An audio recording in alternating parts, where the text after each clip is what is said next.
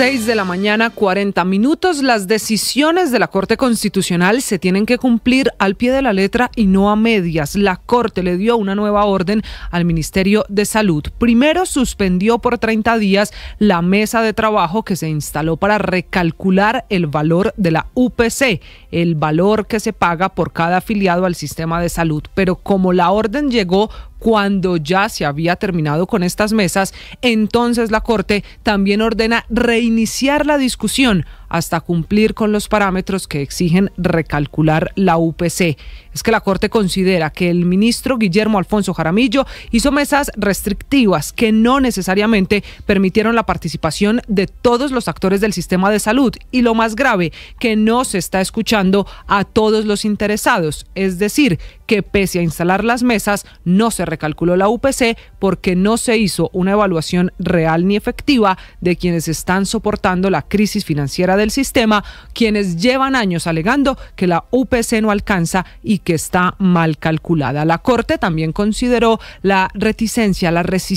del ministro Jaramillo a aceptar que hay un rezago en el precio de la UPC, que hay que recordar hoy es de 1.521.489 pesos por afiliado al año en el régimen contributivo. Para suspender las mesas de cálculo de la UPC, la Corte tuvo en cuenta conceptos de la Procuraduría, del Congreso y de las mismas organizaciones del sector salud que denuncian que no a todos los tuvieron en cuenta. Entonces, los magistrados José Fernando Reyes y Miguel Polo Rosero tomaron la decisión de suspender estas mesas y de ordenar reiniciar la discusión, una decisión de la que se apartó el magistrado Vladimir Fernández, que finalmente salvó su voto. A la nueva decisión de la Corte responde el ministro Jaramillo echándole la culpa a otros, que es que no se ha ajustado la UPC porque las EPS no han entregado la información real del sistema. El mismo ministro Jaramillo, que desde Neiva, en una de las audiencias públicas sobre la reforma a la salud, terminó haciendo dos confesiones. La primera, que a las EPS las tienen en cuidados intensivos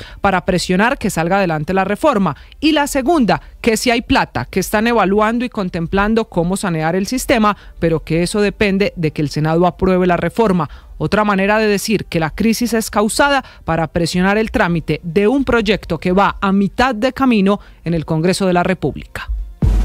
Paola Ochoa es periodista. Está en Mañanas Blue.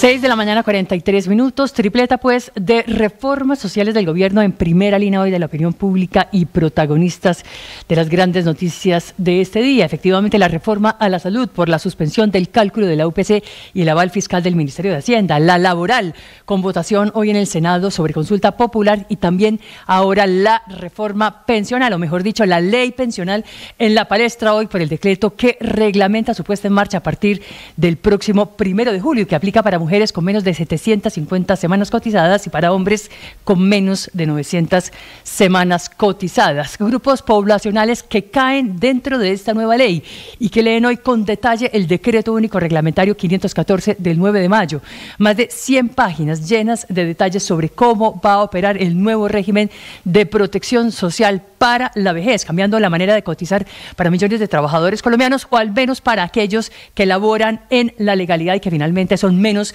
de la mitad de la población que trabaja en el país, y quienes a partir de julio deberán cotizar obligatoriamente los primeros 2.3 salarios mínimos en Colpensiones y más allá de su umbral, y hasta los 25 salarios mínimos en un fondo privado de pensiones, siempre y cuando, claro está, cumplan con ciertos requisitos, como una edad mínima de 62 años para los hombres y de 57 para las mujeres, y un total de 1.300 semanas cotizadas. No obstante, para ellas, para las mujeres afiliadas, empieza una disminución gradual hasta llegar a las 1.000 semanas de cotización en el año 2036. Golosina que también entrega esta reforma en otra manera a los más viejos y a los más vulnerables, a quienes se les va a dar un bono pensional dentro del llamado pilar solidario y enmarcado, recordemos, dentro de un gran sistema de 4 pilares: contributivo, solidario, semicontributivo y de ahorro voluntario. Asuntos, no obstante, sobre los cuales todavía sigue faltando claridad, y a pesar de las 100 páginas del Decreto Único Reglamentario. Por ejemplo, el seguro provisional,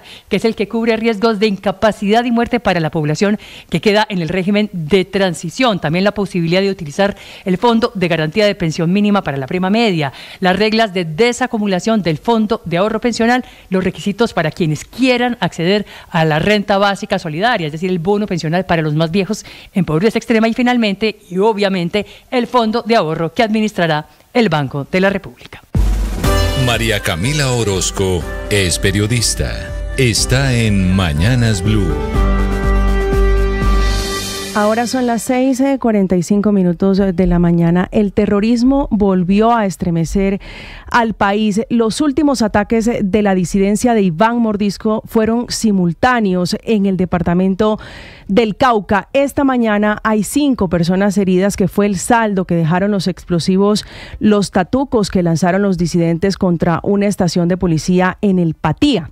Mientras que en el Plateado, en Argelia, en ese mismo departamento, activaban una motocicleta bomba, y en Caloto esta mañana hay por lo menos 300 niños que no están asistiendo a sus escuelas, a sus clases, por el miedo, por ese terrorismo que es de los guerrilleros que tienen secuestrado a Lian Ortúa, ese niño de 11 años que completa hoy 13 días en cautiverio, que sacaron de su casa en el departamento del Valle del Cauca. Pero en esa misma zona, en Toribío, se reportó también la muerte de un hombre al que le explotó un explosivo en sus manos, un explosivo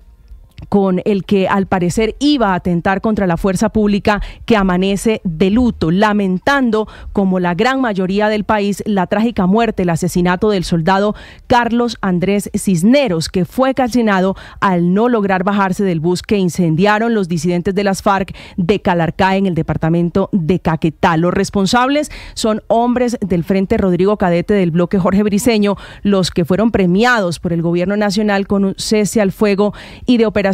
que va hasta el próximo 18 de mayo para que se concentren en la región del Catatumbo, donde a propósito continúa la guerra. Ahí, en ese punto, en el Catatumbo, la última víctima es un soldado que fue asesinado por el ELN en medio de un ataque con un dron bomba a un pelotón en el sector de San Pablo, en el municipio de Teorama, en norte de Santander, donde a pesar de la insistencia no hay respuesta por parte del gobierno nacional sobre cómo es que va a funcionar esa zona de concentración que acordó el gobierno nacional con la disidencia de Calarcá, que por un lado mata casi que a diario policías y militares, y por el otro recibe la mano blanda del gobierno nacional. Estás escuchando